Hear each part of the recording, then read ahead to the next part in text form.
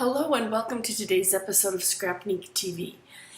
Today I'm going to be talking about adding text to a layout using Photoshop Elements. I will be working today in Photoshop Elements 11, so an older version, but a lot of this will work in pretty much any of the versions. I actually have found that in many ways I prefer the older version of Photoshop Elements. The newer one, 18, is very, very similar to Photoshop. So you can pretty much do most of the things you can do in Photoshop, you can do in Photoshop Elements 18. And so a lot of those tutorials will work. Where some of the older versions of Photoshops are a little bit different, and some things maybe I'm just more used to it, but yeah, it kind of depends on, I guess what I'm trying to say is it really doesn't matter what version you have. You can do digital scrapbooking in any of them, and a lot of these tutorials will be pretty easy to understand in any of them. So today I'm using my new kit, the Insta Dinner. I had received a request to do a kit with an Instant Pot, and that was an easy request for me to do because I love my Instant Pot.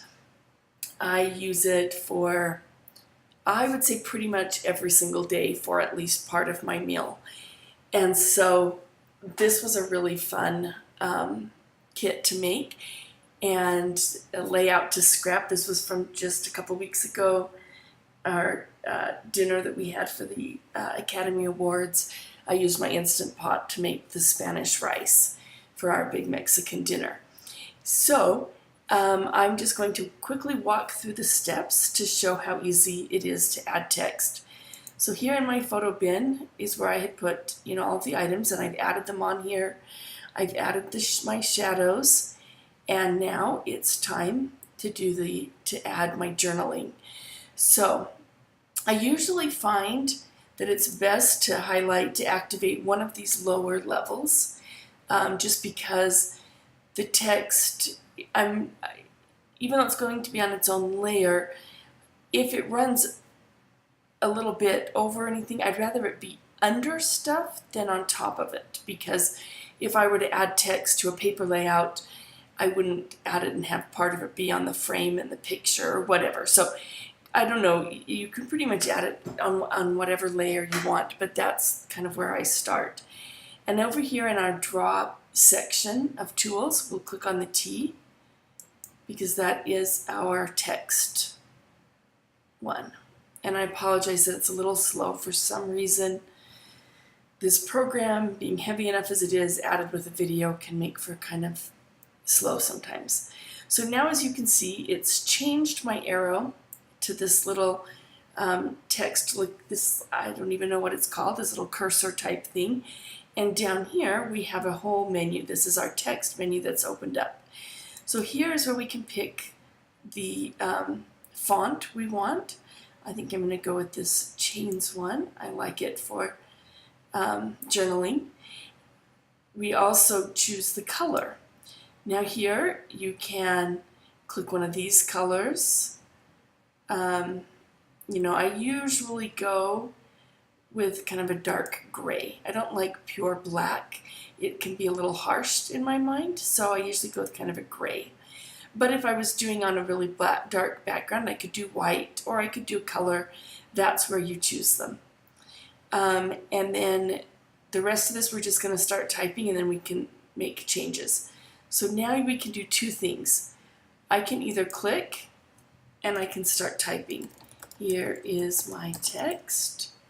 And then click the green arrow or green check mark when it's done. And then I can move that around. And I think I will leave this just for my date, and we'll add the date in later. So this works really nice if you only have a little bit to do. The other option is when we click on our text tool, you can draw a space. So I'm going to do edit. Whoops, I guess it won't let me do that. I'm just going to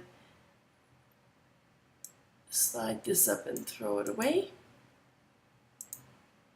No, it threw both of them away. Okay, but I'm actually going to come here and draw my text box, and then everything that I type, it will keep it in that box. So if you have a lot of text to do, I suggest doing this. So now I'm just going to quickly write out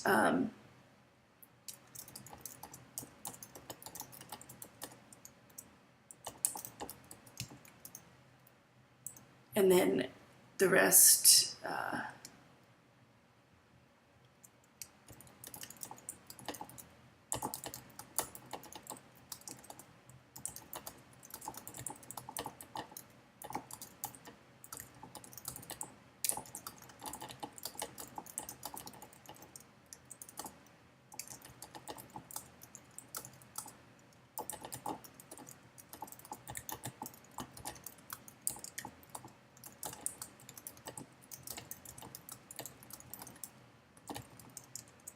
okay, so there is my text, and I click the green check mark and it's done. And as you can tell, it made it centered. If I wanted, I can double click and I can have it so that it lines up on the left or lines up on the right. I think I'm going to stick with center. And then you can change the size. So if I wanted it to be 36 point, then I change also this, the leading here is the space in between. So you can put this on auto so that it just goes with whatever.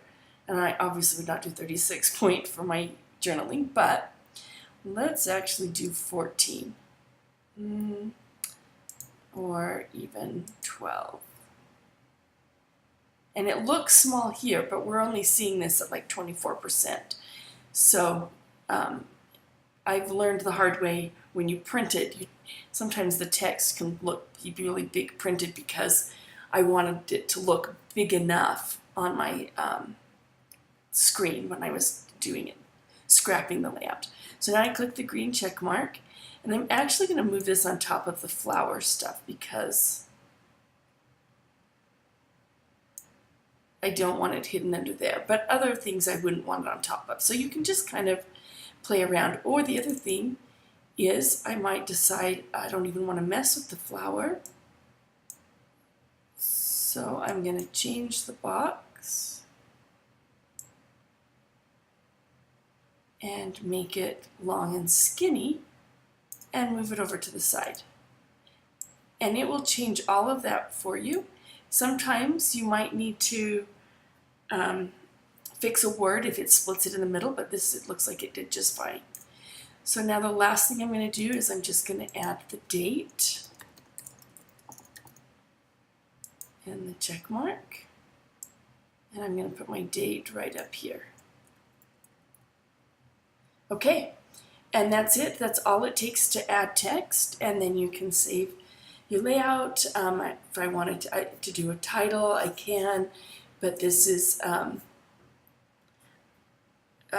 yeah, how you add the text. Thank you for joining me, and you can find other tutorials on my YouTube channel under The DigiCrafter or at my website, thedigicrafter.com.